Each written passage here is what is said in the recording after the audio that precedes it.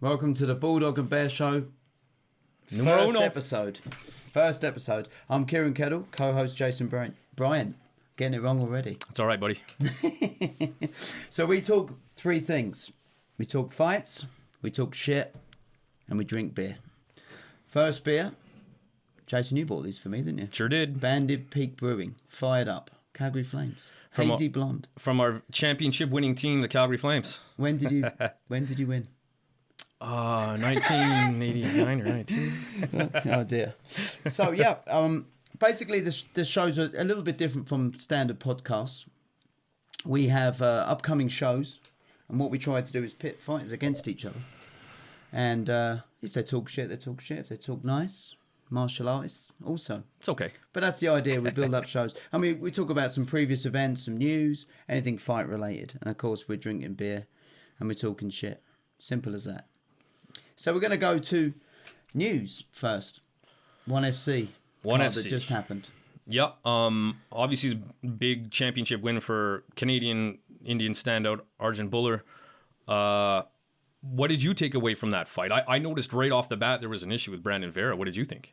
Well, I actually, so his coach, which is Jay Jauncey, of course, and I know his father, he was English. Yep. And Vince Jauncey, so shout out to him, WKX in Surrey. And I know they had problems over there. All this, I hate this word, but COVID, and the problems over in Singapore. Right.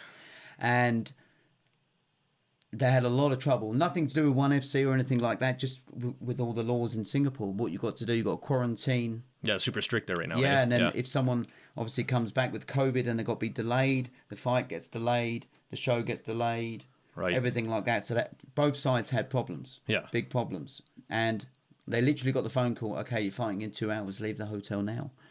And no way. Yeah. So they were quarantining and they couldn't see each other as a fighter and a coach for several days. Of course. We're talking about a world championship fight here. That's wild. So they had all the problems, but as a fighter, you continue and you move forward. The bottom line is the bell rings, you got to go. And Arjun Buller, Canadian ONE FC champion. Yeah, I noticed right off the bat in round one, for somebody of his, and I'm kind of similar, obviously he's way bigger than me, but similar body shape, a little shorter, maybe for the weight class, but stout. I was impressed with his fakes and feints that I thought caught Brandon Vera off guard and flinchy immediately. I thought that was super impressive. It's super impressive to see somebody of that stature be able to do that so well at heavyweight, regardless of their body shape. I saw that, the feints in and out. It was brilliant. It was clinical, to be honest with you. Yeah, and when you're reacting all the time, you're losing energy. You're consistently in a state of right. That's going to suck you dry, and it did. It showed. No, I was stoked actually especially for speaking to the jaunt season, another ONE FC champion. Yep, that's right. That's really good. On that card though, the debut of Tawachai. And what a debut! What a debut! Clinical, and he fought tough Irishman Sean Clancy. Mm-hmm. I know him well, and I know his coach Martin Horgan. I know that Sean's based in Thailand, of course. But his original coach, Martin Horgan, is a good man, a good coach, had many Irish fighters, of course, and he's tough, hard as nails, but Tawachai is something else. Yeah, and right off the bat, Tawachai came out looking to win right away, where maybe Clancy... Hey, cheers, my friend. Yeah, cheers. Where I thought Clancy was a little slow out of the gate, which may have been... Tawachai's game plan, but he came out quick, and I don't think Clancy expected it, and just did not get into that fight whatsoever. Now, look at who you're fighting. Not many people right now are going to have a chance, even coming close to putting on a showing with that guy. Look, I mean, potential fight against Nong O. Oh my goodness! What a fight that would be. Yeah, absolutely. That'd be great. And ONE FC, they're an amazing show, amazing production, and for Thai boxing, and of course my background is Muay Thai through and through. Yep. It's nice to see that's going to the next level. Yeah, definitely. And ONE FC is coming to a point now where they're throwing out so many cards that like I forget sometimes. I see somebody post something one's on right now, like, oh, how did I miss this one? Man, they're throwing in such a crazy time. We talk about the COVID time. It's crazy the amount of fight cards they're putting out. I know. 2 weeks I got Nisa Maxon because like she's supposed to be fighting a while ago now, but obviously had all the COVID problems. Yeah, and she wants the champ. You know, Janet Todd. Yeah. But she's got a fight in a couple of weeks. That's her debut. So I'm looking forward to seeing her fight. And, you know, I saw her fight several years ago. And what a fight she is. No kidding. She fights like someone stole something from her. I know. 120 plus fights. Oh, there's that many? Oh, I didn't know that. Yeah, and I think like 5 losses or something. Oh. Ridiculous record. Yeah. So looking forward to that with one. No kidding. Especially a matchup if it comes around with Janet Todd. That'd be fun. Yeah, I'd look forward to that one. No, definitely. Other news, Glory Kickboxing again have announced they've got a show in the summer in July. Badr Hari returns. Who's he fighting? Do you know? Yeah, I'm going to have to read it because it's ridiculous. He's Arkadiusz Rejicek from Poland. Cool. Don't know much about him, to be honest with you. I think, you know, Badr signed a multi-fight deal with Glory and then fought Rico twice. Obviously 2 losses. Yeah. One was a weird one. Yeah. But he is still a star. Sure is. But I think personally, like, he's in his mid-30s now. Is he past his best? He still has the knockout power. Yeah. Does he have still what it takes? It's a question because I've been very lucky to commentate on Badr 20 plus times. And, you know, in his 20s, mid-20s, when he was at his best and at his peak, big crowd pleaser, but could always put on a show, always had that power. Yeah. Always in barnstormers, to be honest with you. Yep. And then he just seems to be not the same over the last 2 or 3 years. Yeah. You know? Yeah, no, I agree. He's definitely, I don't know about anymore, but was definitely one of those guys where if he raised his eyebrow at me, I would have to change my pants. That's a big, scary man.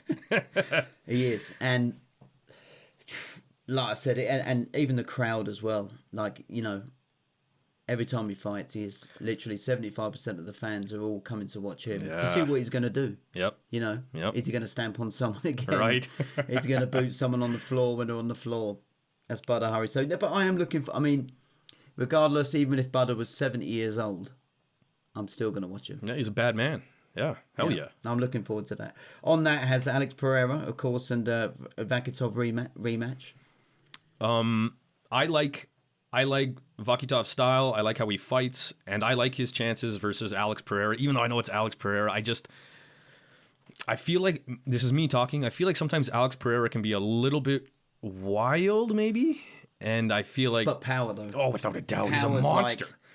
Like the hook especially is unbelievable. He's even transitioned that to MMA. He's 3-0 in MMA as well. Yep. And what's he going to do next? I don't know. Is he going to stay with Glory or whatever? But he's defending his belt. Of course, this is a rematch. Very close fight, the first one. Right. Yeah. I'm looking forward to... If I had to bet, I want to say I'd like to see Vakitov win. I like his style. He's been around a while. But either way, I will be watching that fight. And I'm happy to see either guy win. But if I had to choose, that's what I'd go with. How about you? I'm going to go for Pereira. Yep. I think he's going to make... I mean, don't get me wrong. He closely won the first one. Bit controversial, but whatever. Yep. But I think he's going to make some changes to his game.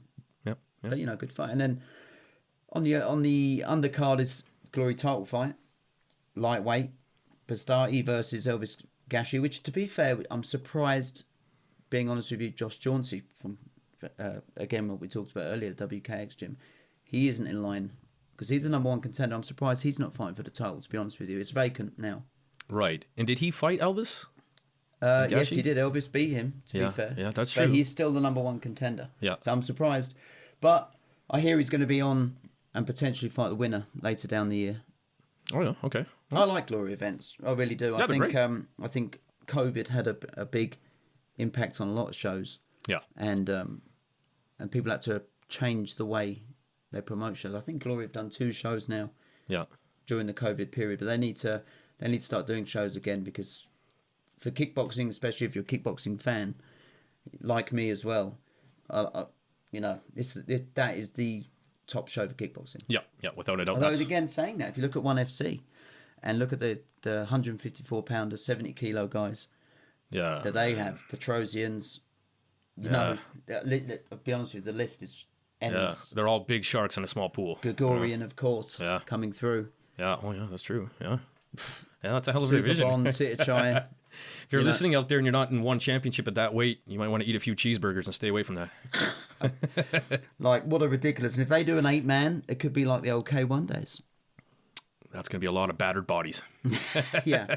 But Petrosian, for me, though, is just still the number one of that. Without a doubt. Without a doubt. He's absolutely crazy. Switching over to boxing. Steve Claggett had a rematch against Jermaine. Yep. And he lost on points. This is over in Quebec on the Ida Tiger show. Yeah. Put up a great performance. Steve's really, I think, especially in the west of Canada, he's really like one of the number one guys. Yeah, without a doubt. He's the name. Good guy too. Tough. Always in your face. Yeah, aggressive, coming forward. And I've seen, he always puts on a good show either way. Yeah. That's a fighter's fighter. I like watching him. Absolutely. He said afterwards he'll be back, which is good to see. Yeah. I think he's early 30s now, so he's still got some years left. Yep. Undercard, Bree Howling went 3-0. Yeah, unfortunately I didn't get to see these fights, but I hear she had a heck of a fight, and I got to call one of her fights in Calgary, and I'm just super impressed. I know she's coming from Muay Thai into boxing, but I just thought her boxing fundamentals, her feet were underneath her the whole time. She was always on balance. I was super impressed with her transition from Muay Thai to boxing, and to be honest, it looks like that was a super smart decision. Well, she actually came to my gym several months ago just to spar with some of the lighter guys that I have, and very quick, moves very well, and I think especially with women's boxing, you can get to the top. Especially now, it's developing, don't get me wrong, from what it was 10, 15, 20 years ago. Especially now, though, you could have maybe 10 to 12 fights and potentially put yourself in for a world title. Yes. And maybe down the line, we could have a world champion from Calgary. That would be something. Yeah, it would be. Keep going, Bree. All right, so last thing really to talk about of all the news and upcoming news is the Muay Thai World Cup. As you know, it's my promotion. You're one of the commentators on there. Mm-hmm. And we've had 2 events. Now, as we talked about with Glory earlier, it's always been a tough time during COVID, especially for Muay Thai World Cup, regardless of it has the potential to be big. I understand it's still a small show. It's still starting. But we are back. Yeah. And when are we back? July the 3rd. Woo! July 3rd. July the 3rd. It's going to be at the Grey Eagle Drive-In. So it is going to be a drive-in show. It's a drive-in show. Tickets will be out next week, and you'll get them from showpass.ca. Perfect. We're also doing a pay-per-view stream also. Great. Because the actual drive-in itself, we can only have a certain amount of cars, 206 cars to be precise. It's quite a bit. Yeah, still quite a bit. But there's still, as you remember from our first event in 2019 when you had MacMillan on, we had 2,500 people turn up. Biggest show I've been part of. It was great. Yeah, so we're also going to have a stream as well on our website, Muay Thai World Cup. And the undercard for that is going to feature some local guys. Yep. Carl Messenger, Hope Quinn, Devon Littleshields, nice. Tommy Lou. Oh, good, man. Good. So we've got some good guys. Usual suspects. Right on. Yeah, absolutely. And then Michael Fitzpatrick, as you well know who he is. He's gone up a weight now. I don't know if you know that or not. I didn't, but man, he was huge when he fought Chris. That makes sense. Yeah, so I think it's best for him because he always struggled with the weight. He's still a young man, 23, 24. Right. And he's fighting for the WBC vacant belt versus Justin Parsons. Old school name right there, Justin Parsons. Yeah, I mean, Fitzpatrick is ranked number 1. Parsons is number 6. So, it's a good fight to make. And they've been going back and forth on Instagram. Just because somebody has a number 1 and somebody doesn't have a number 2, who cares? If you want to fight, right? Like everybody seems to have this weird thing where number 1 has to fight number 2. Well, who said that? When it comes to promoting that, though, sometimes it's not possible. That's right. It's just whether they're not available, injured, or they can't agree terms. Yeah. Talking about not agreeing terms, it's like the Anthony Joshua and Tyson Fury fight. Right. Yeah. That seems off now. Or is it on? Yeah. On and off. It seemed to be announced, but it happens on small scale to big scale. Yeah, for and sure. what the fans want sometimes doesn't always happen. Right. Well, I don't know if it was Fitzpatrick or Justin, but it was just somebody made a small comment and then they went back and forth, which I love. That's great. I love seeing fighters talk smack, especially when you find they're going to get in the ring. Fitzpatrick for sure should be ranked number 1. He's a bad dude, man. That was Chris's my fighter Chris. That was his hardest fight to date, and he retired after that fight and just was like, getting elbowed in the head like that sucked, man. I don't want to do that anymore. I don't want that anymore. I'm like, hey, bro, it's not me. I understand. Funny enough, Justin Parsons, me and him were scheduled to fight like 3-4 years ago. No, that was 21 years ago. 21 years ago. Well, Justin is in his late 30s. Yep.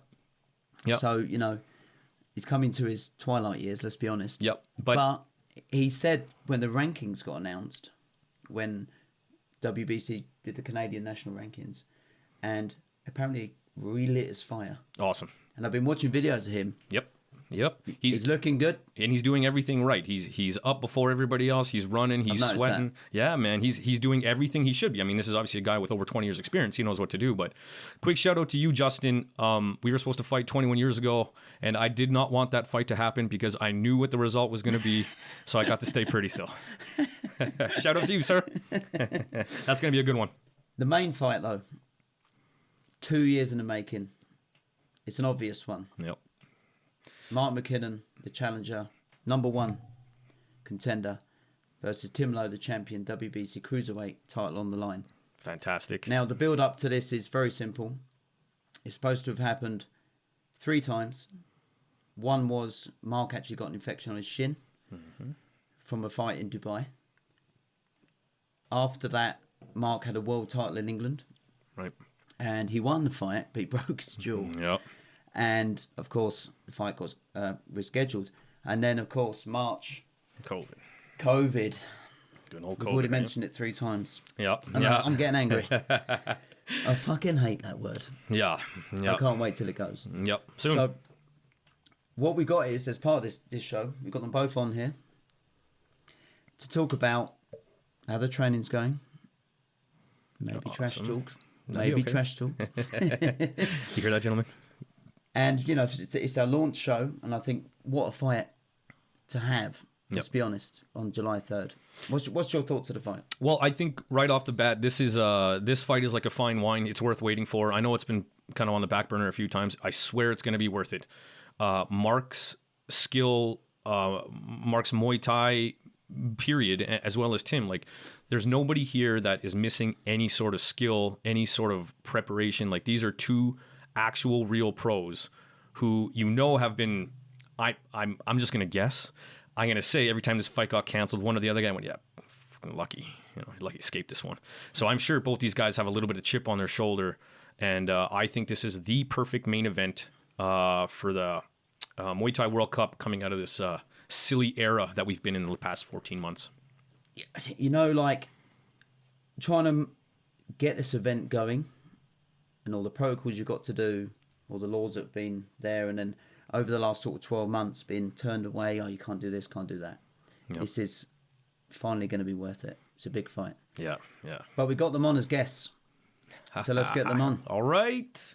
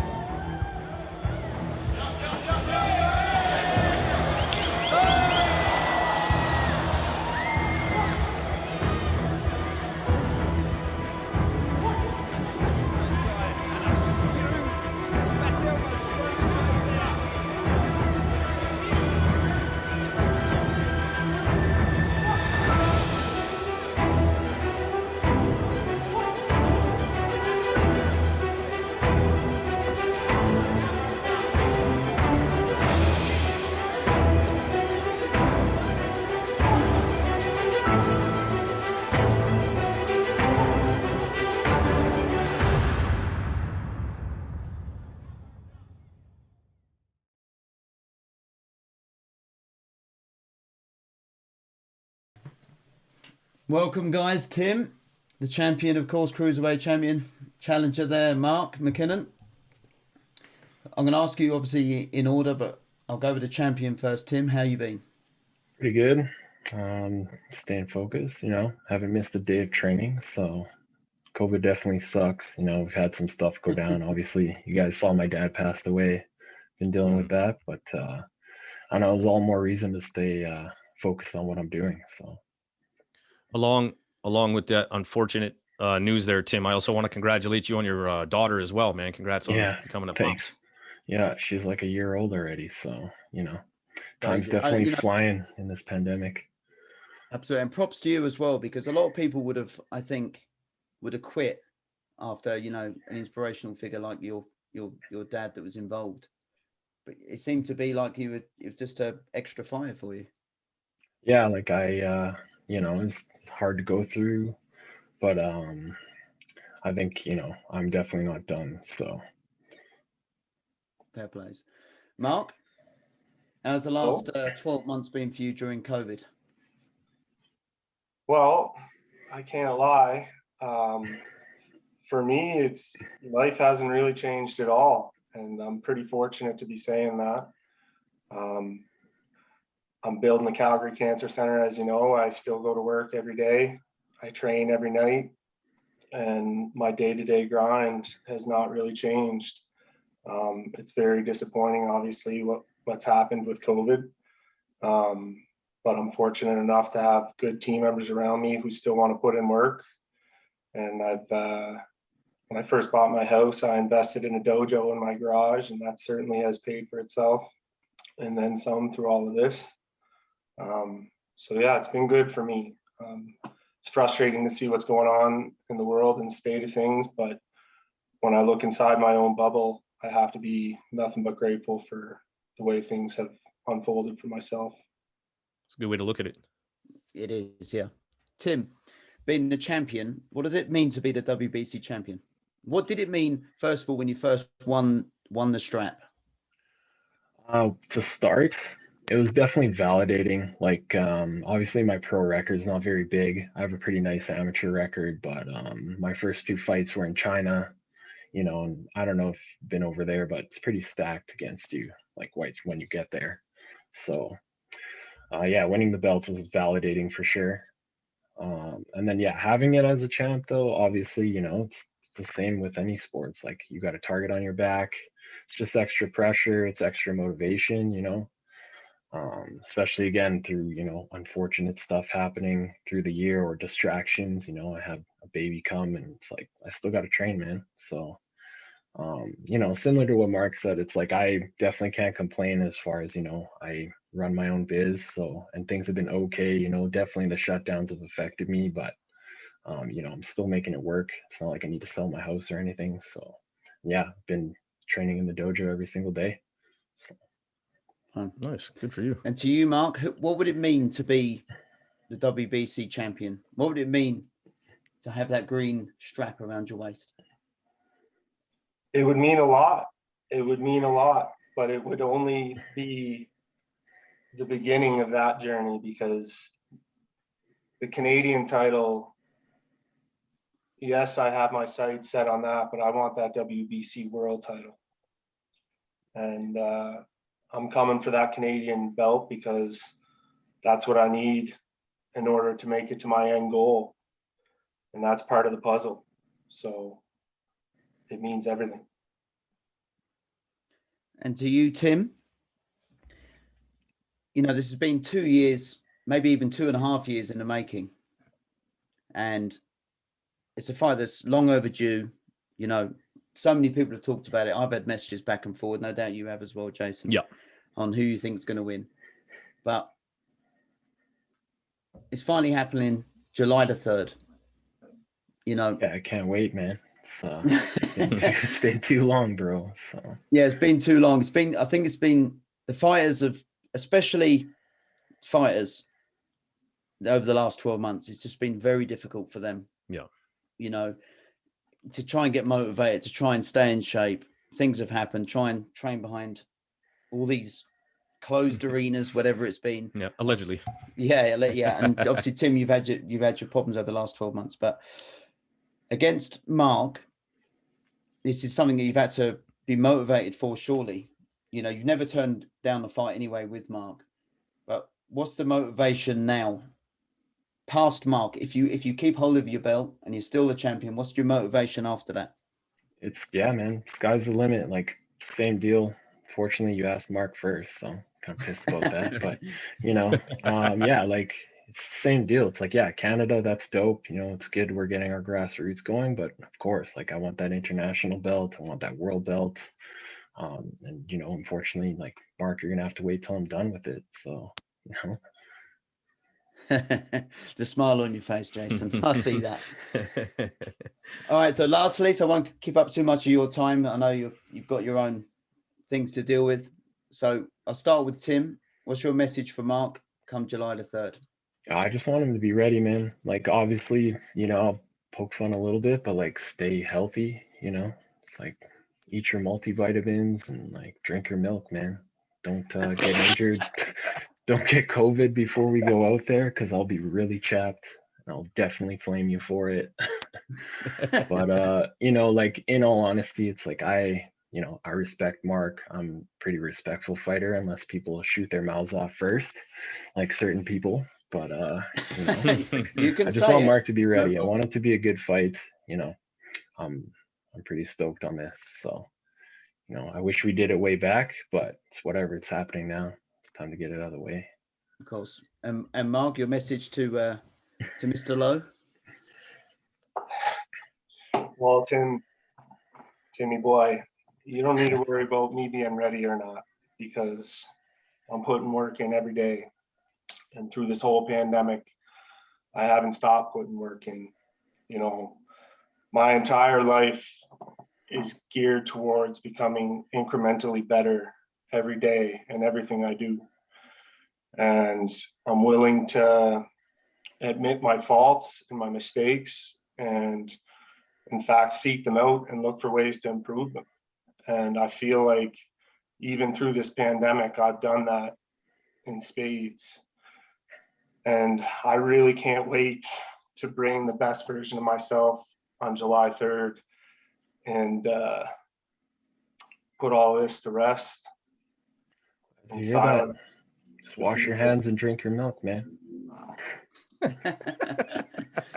All right. Finally, just before we wrap up, Tim, keep it short and sweet.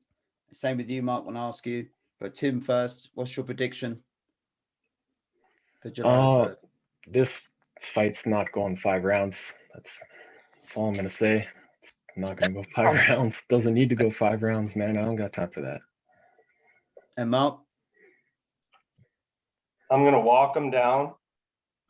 I'm going to box him in. He's going to feel like the walls are closing in on him. He's going to realize that he doesn't have an answer for everything that I'm bringing his way. And if he's not sleeping, the ref will be waving it off. I guarantee it. Well, there you go, ladies and gentlemen. Woo-wee. All right. Well, I wish you both a good night. Thanks for coming on the show. It's the first show, so thank you very much. I wish you both well in your training camps, and we'll see you in 6 weeks. Cheers. Thanks for having me on the inaugural episode, you guys, and best of luck with everything. Yeah, let's get it. I'll see you in like 6 weeks, man. I'm excited, fellas. Take care. Take care, buzz. Cheers. Woof. Yo, that's what we're talking about. That's what you wanted. So what are you thinking now? I think I'm just changing this funny little screen here. I think I love it. That was exactly what I wanted from those guys. I think they're truthful, but and the other thing I love too is, sorry guys, I'm just getting rid of this. The other thing I really love too is I didn't not believe what they're saying. Oh, I'm gonna run over him. I'm gonna spin on him. I'm gonna flip his car. You know, They're both intelligent guys. Yeah, that was real talk, man. And articulate. You know, I could tell Mark had put makeup on or something. I'm not joking. He's a fucking nightmare for that. A couple 1-2 handsome bastards. Yeah, well, Mark won't walk his dog unless he has, like, fashion clothes on. It's a nightmare. He turns up at the gym and he's got, like, you know, like a Ralph Lauren top on. You know, and he's got, like, nice trousers, like, they're all, like, cut, etc. And I'm like, what are you doing? You're turning off the gym. But that's just him, you know. You do understand, Mark, that at the end of your workout, your ass is going to be so frothy that you got to put him back in those fancy pants. He doesn't care. He doesn't care as long as he looks good when he's leaving. Good boy. But no, it's going to be a great fight for sure. And in some ways, where the fight's been delayed, it actually makes it more exciting. Like a fine wine. You bet. Like a fine wine indeed. Yep, I agree. I loved how they, although super respectful to each other, and that's big for me. I'm not a big... smack talk is fun, but I also like martial artists. I grew up in a karate background. Both martial artists. That's the thing, actually. Exactly. Tim Lowe obviously he doesn't traditionally come from a Muay Thai background. He's Taekwondo, I believe. I think so, yeah. And MacKinnon's the same too. Oh, there you go. He wasn't traditionally a Muay Thai fight. So they do throw different style techniques. Right. Although even though they're both from Taekwondo and things like that with karate, etc., they both still have their own style. Right. You know? And with techniques you don't see very often in Muay Thai, and let alone at that size too. Those are big dudes. So for them to throw maybe some maybe fancier techniques you don't see too often in Muay Thai. Yeah, you bet both of them. Tim's known for his head kick. It sure is. And big dude, 185 pounds, slinging that shin onto your chin, you're going to fucking know it. Yep. But Mark's a strong, aggressive boxer, combination fighter. So... And Mark has a giant toolbox, man. He pulls out some crazy stuff. You're like, holy, I didn't even know you could do that. Yeah. It's at this point, maybe it's because we just interviewed them. I'm looking forward to that fight by far the most, and it's been on the card, several cards, trying to make happen. And I think people at home though, after watching that, they're going to be like, how do I tune and watch this? How can I buy a ticket? If I'm from Calgary, I'm definitely going to it. Can't wait. I get to sit ringside. That you do? So hopefully I get a couple blood drips on me, boys. That's nothing worse. All right, hot topic. We're going to go to a hot topic. Let's do it. Which is every show, every podcast, I want to bring up a topic that it's a bit different from standard events and shows and things like that. And just to get us talking, maybe people at home that are listening can relate to, even after this. DM us, PM us, whatever it is, messages. But this particular episode is going to talk about the relationship between a fighter and coach. It's something else, man. That's a rare relationship that only a certain people know because they're in it. But I think more importantly is there's a broad. I think 99% of people don't understand what that actually entails. Like the fighters and the coaches do, but and even like a soccer coach, you kind of have an idea what a soccer coach does. Or, I don't know, linguistics coach, people speak. But fighting is so raw and dangerous that fighter-coach relationship, in my opinion, is so unique that you're almost on a planet on your own and people don't understand what it's like to be on Mars. That's how I feel about that. Yeah, I mean, it's weird when someone walks into a gym and they see a fighter and a coach training together. They've been together for some time. And the chemistry that they have. And after a fight, they're embracing, etc. What that actually means. Yep. And, you'll go to, for example, my wedding, for example. I had many people from my gym. I had Charlie Peters, Luke Whelan, Jamie Whelan. Right. Even had a guy from Estonia, Mirko Moisa. Yep. Yeah. He came over, flew over for the wedding, and these are relationships I've made between fighter and coach. Right. And then when these guys, during their fight camp, they want to become professional fighters. Yep. And then they start coaching, and of course they coach at your gym. The relationship grows, and you know everything about them is strange. Yeah. Yeah. How they brush their hair. Well, not in my case. Brush their beard. Yeah. Okay. Where they go to eat. Yep. These little quirky things that you know about. Yeah. But it's a strange entity that they have between them, And even I'm sure that with you and Chris McMillan, how long were you training partners? Or how long were you his coach? Sorry. 15 years. And do you remember his first time he came into the gym or trained with you? Yeah, he was a karate dork who didn't take his socks off. Dude, I flame him so bad. Wearing socks in karate. No wonder he went to Muay Thai. But what do you mean? I don't get it. So what do you mean he wore socks? Dude, he wore socks with his karate uniform. Why? Like, because he's a nerd. Like, it doesn't make no sense. I agree. I'm scared of the floor. I might get something on my foot. He's one of those people. I'm not even kidding. I'm not even kidding. He's gonna be so mad at me when he hears this. The thing is that when I next see him, all I'm going to think about is how's your socks? As you should. I call this relationship, fighter-coach relationship, my dysfunctional family. And people kind of look at you funny when you say that, but my wife, there's only a certain amount of people, and funny enough, here's the fighter-coach relationship, have seen me cry, have seen me swear, have seen me mad, have tried to hurt somebody, have seen someone try to hurt me, have seen me yell, have seen me relax. And me the same with the fighters. Chris MacKinnon, for example. I've seen him cry. I've seen him break up with ladies. I've seen him injured. I've seen him sick. I've seen him have problems with his mom or dad or whatever. So when I speak specifically of Chris MacKinnon, because that's the best example I can give, we see each other's emotions and states that my wife will never see. Him, me, and me, him. For that same reason of, it comes down to, when that ref says go and you're standing in your underwear in front of 2,500 people, it's time to go right now.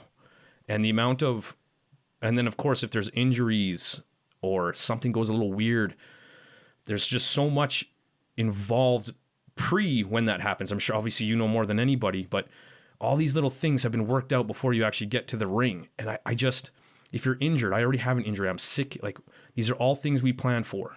And we've been standing on this planet on our own. You and me. I've taken time out of my day. You've taken time out of your day for many days in a row. Just for this possibly 15 minutes of your time, our time. And I try to explain to people what this really means, this relationship, and you don't know until you're in it. It's hard. No? It really is. And you couldn't have said it better. And also it's the trust as well. Yes. Because they got to trust you. Right. Really, at the end of the day, they got to trust you with their lives. Right. I don't need you to kind of trust me. I need you to jump in with 2 feet with me. Yeah, that's absolutely right. And, I'll always go to several of the guys that I've trained over the years. Charlie Peters being a prime example. I actually first met him. I used to be a bar owner, so I used to own a bar restaurant. Nice. Yeah, it failed miserably. And but it was a dream of mine from a young kid to have this bar restaurant, but it failed miserably. And what happened is I then worked part-time just at the end of my fight career. I'd worked part-time at this other gym, and Charlie was training there. I remember joining the gym and seeing this kid in great shape, really looked after himself, and very particular. And he had this fight with a coach of his. And for some reason, he was gassing in the later rounds. So he came to see me and just said, I need to up my game, and I believe you're the man to do it. So he was 18 at the time. Good for him. Yeah. And I was like, okay, you need to train every day, not just... You know how it is. The thing is with a lot of gyms, and if they've got 9-to-5 jobs, and he was actually a hairdresser at the time for a company called Tony and Guy, which is like a top hair salon place. But it suits him all over. I see. Yeah, I don't want to get into that too much. And yeah, he came to me and we trained every day. Instead of 3 times a week, we trained every day. And here's a guy that, when I said you got to listen to me, what I'm saying, and this is not me being like I'm the dictator here. Sure. I kid you not, I haven't had many fighters. I can probably have them on one hand. But I would literally say, in the corner, okay, jab, left body kick. Boom, boom, he'll just do it. Right. That's trust. No kidding. That's friendship. That's relationship there, Yep. And obviously, like we talked about earlier, he came from a wedding. He was hugely gutted, disappointed when I came to Canada. Because he knew that was coming to the end of his fight career. Gotcha. And I knew how to get him working. I nearly said inside of him, but he'd like that, wouldn't he? No, but I knew how to get him going. Yeah. That was the big thing. And what had happened is he'd gone to another gym and they had said, oh, it's Charlie Peters, you're multiple times world champion, you've just beaten Liam Harrison, you're this, you're number one. And they were like fancy pads, So I'm like, I don't give a fuck about all of that. You're doing these training schedules. You're going to do things beyond what you think you can do. Right. And he trusted me with that. Perfect. And I think that's a fighter-coach relationship. Yeah. Yeah. You know, you could say some famous ones, like, you know, like Freddie Roach and Manny Pacquiao. Yep. Look at the relationship they've got for so many years. Yep. Yep. So many. Gus D'Amato, of course, famous. Yep. And look what happened when Tyson left. Yeah. And he always regrets it, doesn't he? Yep. He always says about he regrets it. Yep. Yep. And you know, he was living with him too. Right. You know. Right.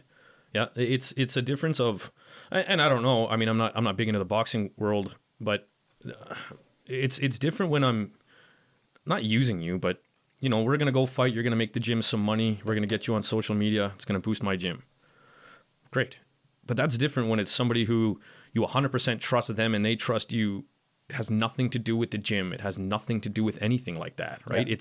It really is that trust. I can't do this without you, and you can't do this without me. You hate to say it like that, but when I look at someone like you know, Chris McMillan, and I'm sure you and Charlie Peters among others, but when you look at just the amount of just time spent with them, maybe it's not hitting pads, maybe it's talking. Yeah. You know, maybe it's helping them get through a relationship. It's you become. I don't think a father figure is the right word, but maybe. But definitely that older brother, father figure or mother, doesn't really matter, kind of relationship. And I think when I see people in my gym, kids in my gym and stuff, they see me always working with Chris. They're like, how does that guy always get that? You just want to work with Chris because he's a fighter. They have no idea. No. They have no idea. No. And these are the exact same people who are working 5 feet from me. They have no idea what's happening. No. Yeah. Do you know what really hit me once about talking about a fighter and a coach? When I came to Canada, Charlie had 3 fights. He had signed, I actually gave him a little parting gift. I got him the contract with 1FC. And just before I left, he got the contract. And he had a fight with there. He lost on points.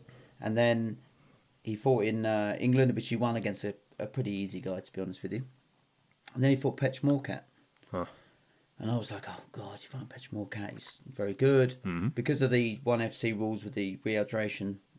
Oh, he right. fought 154. Really, Charlie's, for me personally, 145, 147 guy. Yeah, that sounds big. 65, 67 kilos he's best at. But because of this rehydration, how they do it, to make that weigh in 3 times over...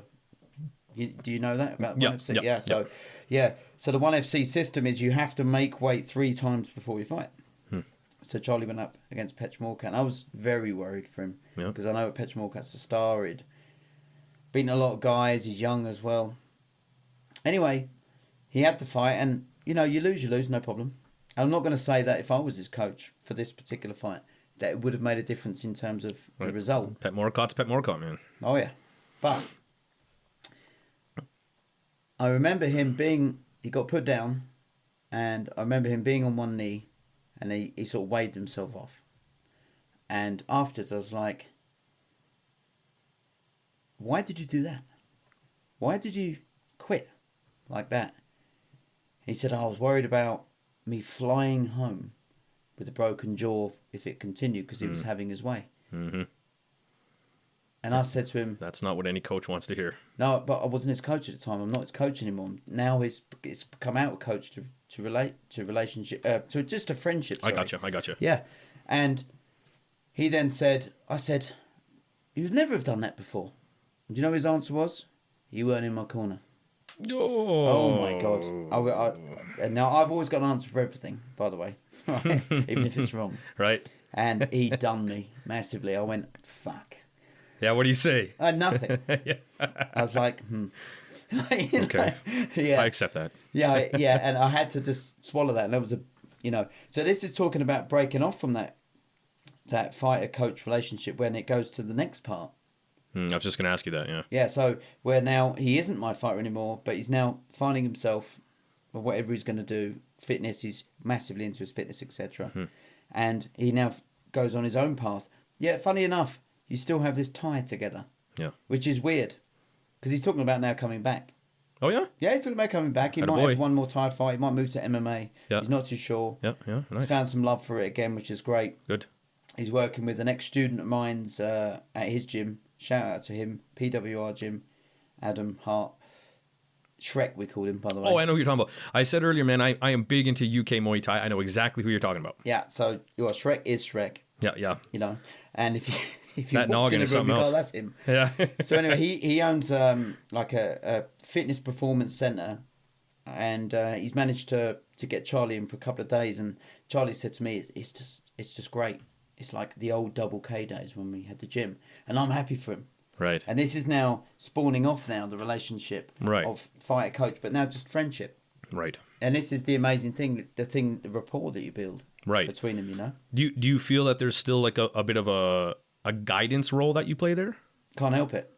Of course. I can't help it. No, I hear you. Me too with Chris. I hear I you. can't help it. I try not to, but just cannot help it. I'm your big brother for life, man. Sorry. Yeah. Sorry. And you know, like we had a junior squad that was like a killer squad. Honestly, like it was just we had one kid. He's now I think 15 now, 16 soon, and he's training since he's 3 years old, and he joined my gym. I think he was 7, and he trained with me and my team, by the way, in my junior squad for about 7 years, and he had 100+ fights. Fought in Thailand, elbows, no problem. Wow. And Riley Smith, by the way, Riley. Oh, I know who that is too. Oh my god! And this kid came to the gym, and anyway, now you know, of course, I've come to Canada, and but I'm still watching his progress. Right. You know. Right. And I want him to come to Canada and train with me. Like, Of course. I can't help it. Yeah, You know, and yeah. I speak to his mum. His mum's the one that actually brought him to the gym, and made sure he was at the training schedules and did all of that.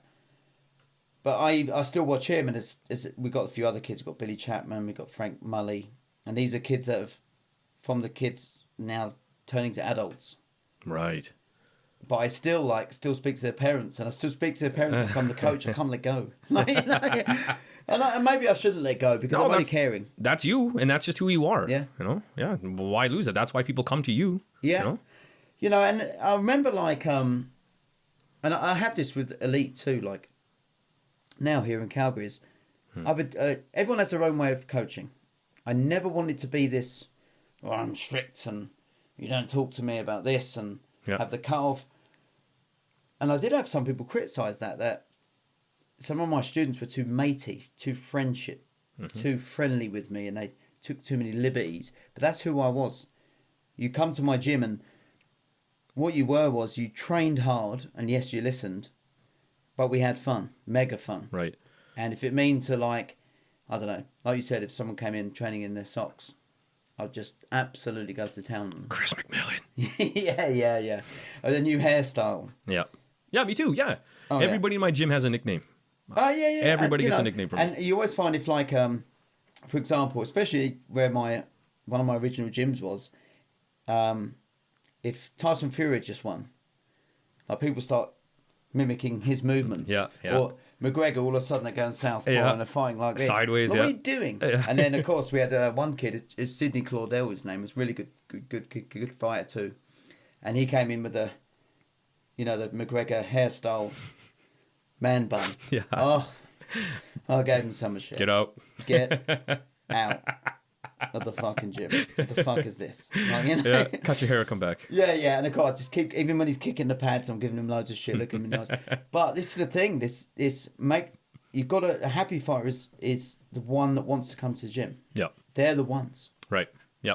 And I don't want to coach with fear. That's just not in my personality. You're going to see who I really am, and we're going to make it work or not. But I will not sugarcoat it. If you're effing up, or I need more from you, or you have a question for me, I'm just going to tell you bluntly. Doesn't mean I have to be a tyrant or I have to be mean so people fear me. I'm going to be who I am, and I won't sugarcoat it and tell you bluntly to your face, because whether I'm mean or whether I'm nice, it's going to sting. Yeah. If it's what you need to hear. Yeah. And I want my fighters to see me, not some fake me. Me. This is who I am, whether I'm in the gym or out the gym. Yeah. You know, of course, you got to change your hat depending on where you're at. But Have you? yeah, I didn't realise that till I come to North starting America. to. Yeah. Well, there you go. So, do you have anybody at your gym that you have that fighter coach relationship with right now, like elite?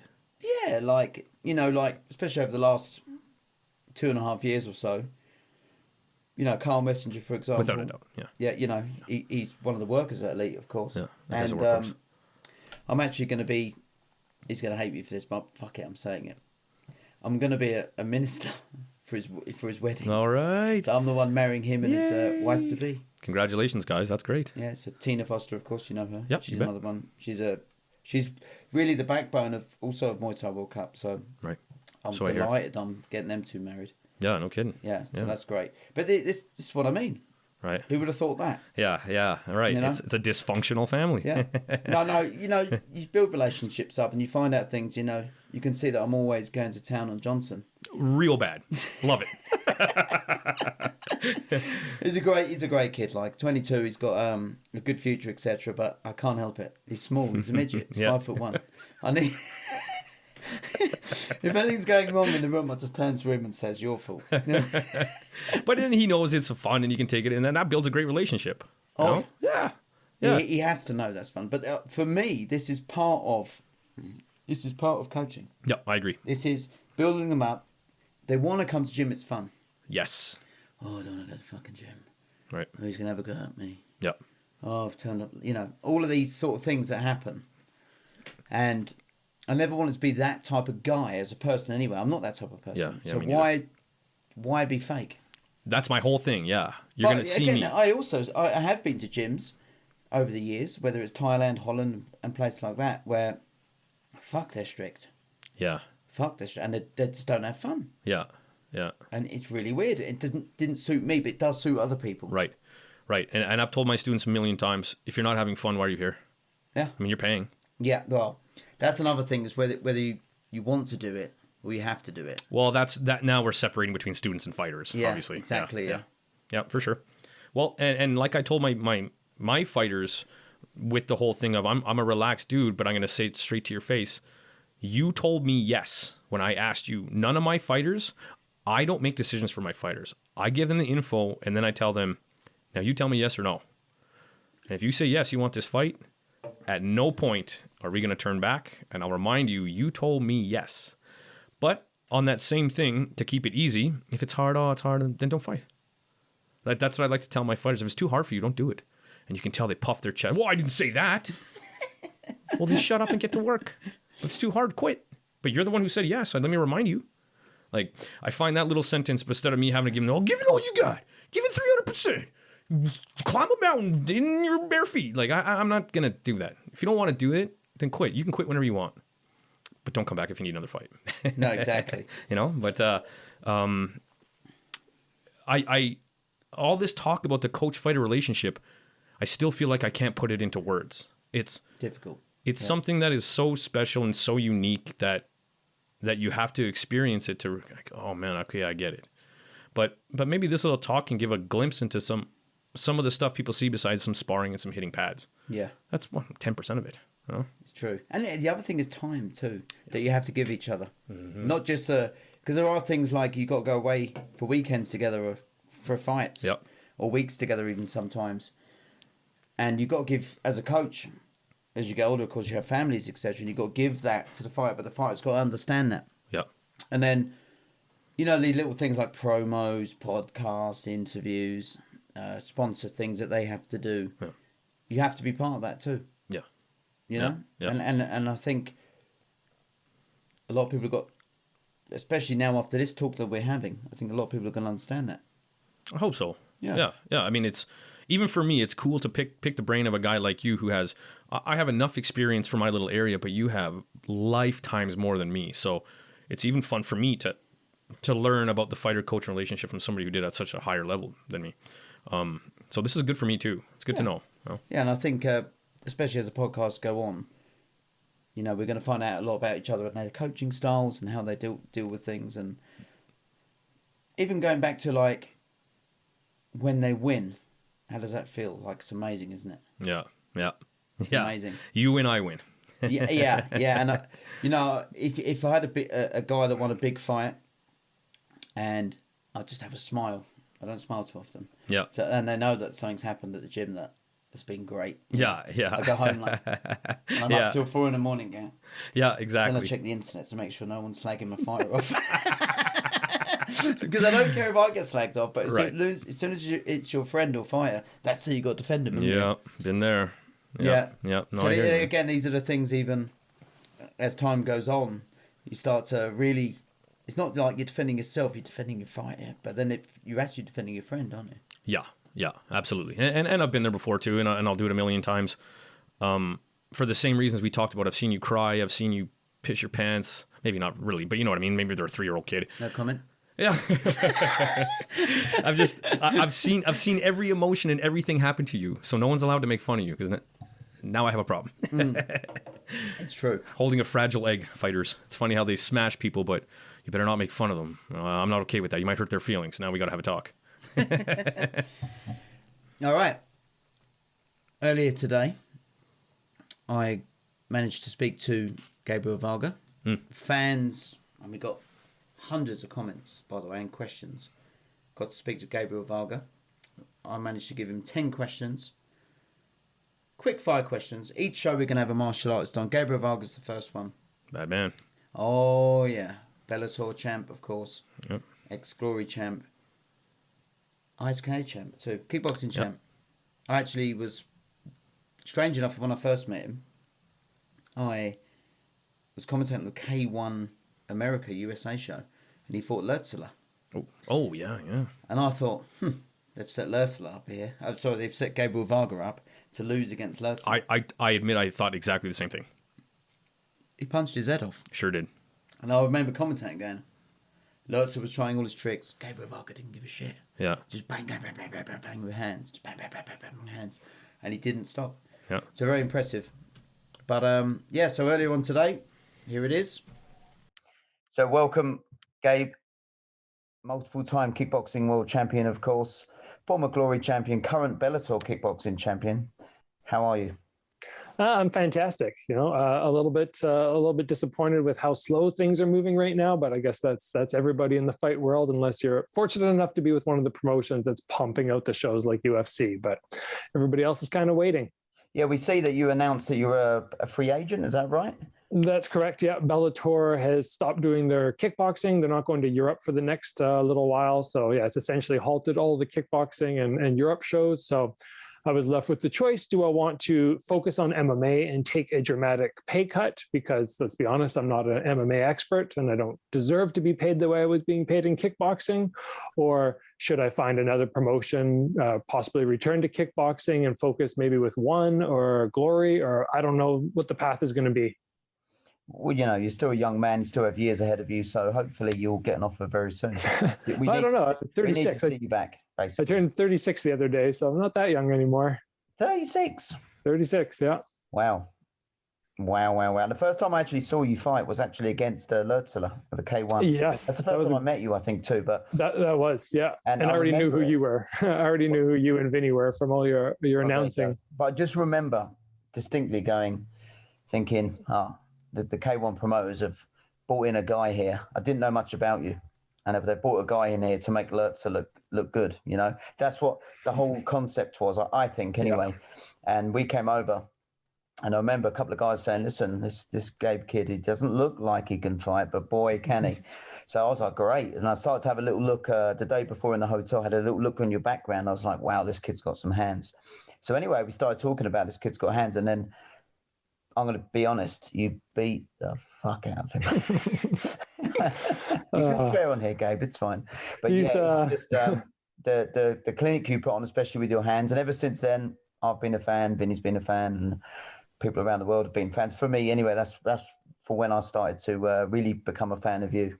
Well, thank you. Yeah, I one other avenue that I really want to focus on over the next couple of years, if I can't get something with one happening, or even if I can, I really want to fight Saenchai. I know he's a different fighter than Lertzler.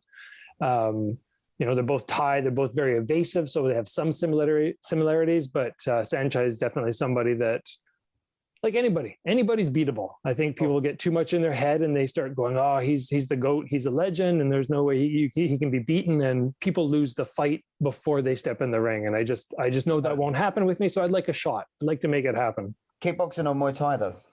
I would have to be Muay Thai. He won't take a kickboxing fight. I've never done a Muay Thai fight, but in all fairness, Saenchai, he's not a massive elbow guy. He doesn't step in and bomb those. And that's the only thing from Muay Thai where I've ever been like, I don't really know if I want to get elbowed in the face a whole lot. It's just brings a new brutality to the level of the sport, which is awesome, but it's just something I haven't been interested in. And I love clenching and throws, and he's one of the best, but I'd have to come in with the right game plan. So there you hear it. Gabriel Varga wants Saenchai. All right. So what we're going to do is go to our fans. So we actually put out an Instagram 2 days ago, and we have had an abundance of questions. So what I've done is I've picked 10 random ones, to be honest with you. I'll say their names as well. Perfect. And just give us obviously your honest, which you are anyway, your honest answers. So we'll start with the first one. And this is from Michael Fitzpatrick, who's going to be challenging for the WBC belt soon. Well, great. What's the biggest problem with fighters today? Biggest problem with fighters? Oh, boy. It's a hard one. That is a hard one. I'm going to go out on the limb and say a lot of people don't want to fight the best, and they're looking for an easy way to the top. Now, this isn't for everybody, but we see it a lot in boxing. I think that's why boxing is struggling a little bit more.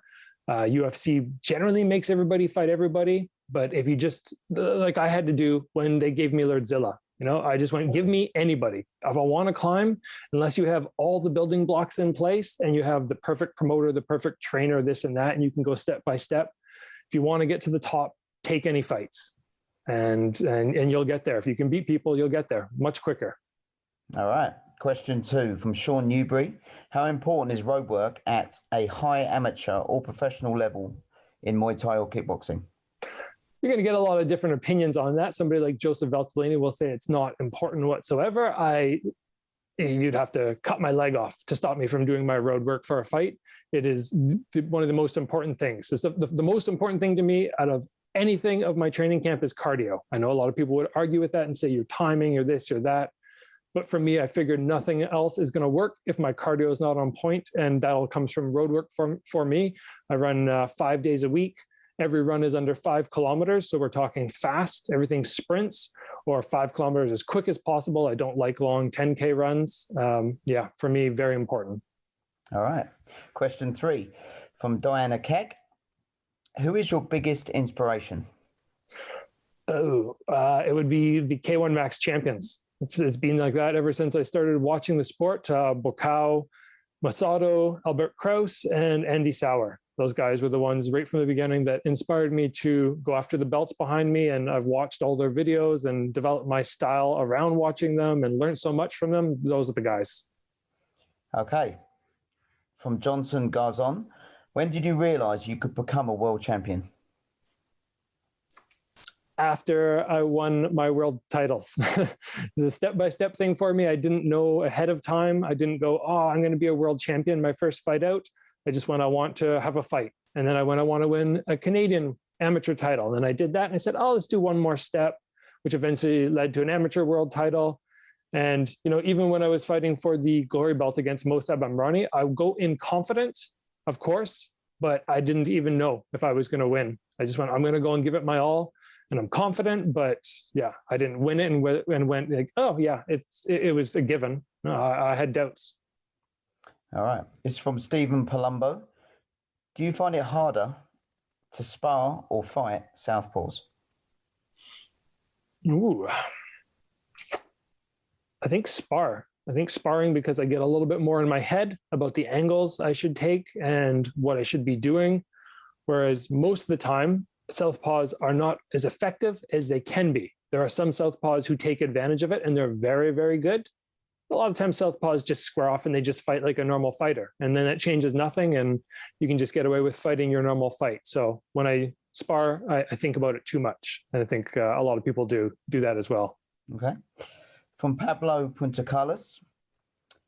I've read that you're a classically trained pianist. Do you find there's any influence from one art to the other? I mean, they're entirely different, but there is a misconception with fighting that, people just get in there just banging and they're just fighters and they're not thinking and it's just brutality. And there's a definite art And the guys who are the best in the world are utilizing their brains, like Giorgio Petrosian, Mayweather. They're thinking such a higher level than everybody else. And you're doing that when you're playing the piano. So I guess there is some crossover that would be helpful. All right. Question 7 from Aaron Wilson. Who is the most talented Canadian fighter you have ever seen? And I suppose you could talk about boxing with this, as well as Thai boxing and kickboxing, MMA, I suppose you could include in that. Yes, that's a good question. I generally judge how good somebody is by how dominant they've been in their career. And George St. Pierre is one of the few guys who has been very, very dominant. I know there's many other fighters from previous decades, but I honestly don't really know too much about them. There's Jean-Yves Thériault, and we have some very good fighters like Joseph Valtellini and Simon Marcus, but I don't think myself, Josh Johnsey, but none of them really hold a candle to GSP and how dominant he was. So yeah, I would say him. Okay. Question 8, Santos Vasquez. How can I improve my fight IQ? That's it. Yeah. My fight IQ. Yeah. I've done a YouTube video on that before. And I said, watch fights and analyze them. And don't just watch them as, a casual viewer where you're just like, I just want to see somebody get hurt. Every time somebody makes a step, every time somebody throws a punch, analyze it, play out one side of the fight like you're in that person's shoes. And what would I do? And every time I watch a fight, I feel like I'm constantly increasing my fight IQ just by viewing. All right. Question 9 from Umid Obesta. How does fighting at kickboxing in Bellator compare to Glory? That's a good one. It was not, I can be very honest with that. It did not have the best fighters in the world. Whereas when I was with Glory, I'm going, okay, if I win, I'm number one. That's what I felt. I was actually number one. When I had the Bellator belt over the last couple of years, I go, okay, you know what? I'm not number one. And that's just the reality. They didn't bring in the best guys. They were good guys within the countries I was fighting, the best in Italy, the best in Hungary, Kevin Ross, and one of the best in America. But they didn't have people from all the countries. So it lacked that. But the kickboxing that they did were big stadiums. It was very exciting to be there because Glory was doing smaller shows. They didn't have the big crowds. So the electricity at the Bellator events, even though they didn't mean as much in world rankings, it was very exciting. All right. And last question from Hassan Osni. Who would you say is the best pound for pound kickboxer or Muay Thai fighter presently? Giorgio Petrosian.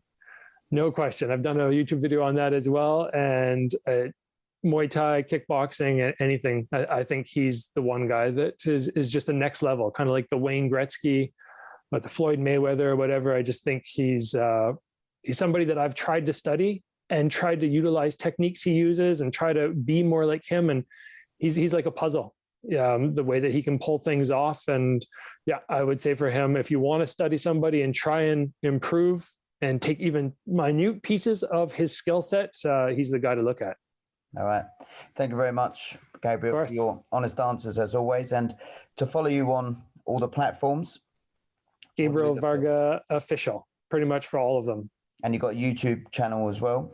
Yes, I do. I've watched those. They're very interesting as well. Different too. You've gone at a different angle with those YouTube channels.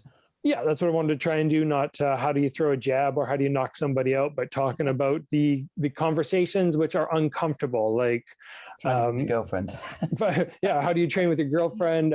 Explaining to people that before the fight, when you're warm up, you're going to be very tired. Nobody explains that to you. Pre-fight nerves and fatigue will make you feel terrible in your warm-up, maybe especially early on. I feel a little better now, but I still get it. So just all these subjects that are sort of taboo and people don't want to seem to address, even coaches. I've never had coaches tell me these things. So just passing on information that might help people improve their chance of winning a fight. That's great. All right. Well, thank you very much for your time. I know it's precious and hope everything's good. And hopefully we get to see you fight soon. Yes, that'd be great. Thank you so much for having me. No problem at all. Thank you very much, Gabe. All right, so on a last note to wrap off our first show, bit of sad news with Muay Thai is the death of Sanctinoy. That's heavy, man. Yeah, it is, because a Muay Thai legend, of course, to more famous names that what people might know back at home, beat Ramon Dekkers, of course, Danny Beal. Yeah, man. But, an absolute champion. A very sad way to end, 55 years old. And, you know, very sad. So I know that John Wayne Parr is a friend of mine too. One of his students, training partners too. Yeah, yeah. And it's hit him hard as well. So condolences to the whole family. Yes. To them. Yeah, very, very sad. I mean, that is a legend amongst Muay Thai legends. I mean... that golden era that everyone talks about. Yeah. To be honest with you, he was top of the tree. He really was, man. He really was. Really was. As far as I'm concerned, now, me being a giant Danny Bill fan and Ramon Deckers fan, I just need to see those two names, and you're etched in history for me. Yeah. Those are my heroes, and you beat them. You know, it's a big loss. We've had a few in the Muay Thai world recently, which sucks. Namgul Ban. Yeah. A few weeks ago. Yeah, so... Yeah. But it's...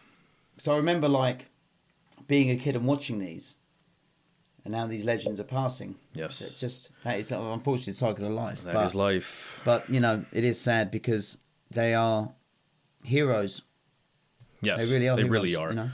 So my suggestion would be for those who do or don't know who he is, just spend a little extra time and maybe go on YouTube, and even if you're a big fan, maybe try to find a video you don't know or an interview you don't know, and take time to appreciate these legends for their words, not just their punches and kicks sometimes. Oh, yeah. Just totally. the things they have to say alone are Very worth more than the respectful punch. man. Yeah, I I watched loved a hearing thing him talk. recently, actually, after his death, and talking about what he thought of John Wayne Parr and how he's become a superstar. Yeah. And how happy and proud he was for him. That's right. You know, nothing about, oh, I made him this fighter and, Right. you know, stuff like that. And that is a true martial artist. Back to the fighter-coach relationship, right? Yeah, absolutely. My condolences to everybody in Sanctinoy's world, fans, students, anybody involved. Very, very tragic. And just take a minute to appreciate what an actual Muay Thai legend that guy was. It is. All right, so wrapping up the show. Our first ever episode. First of many. I hope so. First of many, and beers too. You bet, buddy. Thank you to Bandit Peak Brewing, Fired Up. Go Flames, go! Next year. Next year, yeah. Mm-hmm. You sure? So cheers to everyone that watched in our first ever episode. And that is a wrap, guys.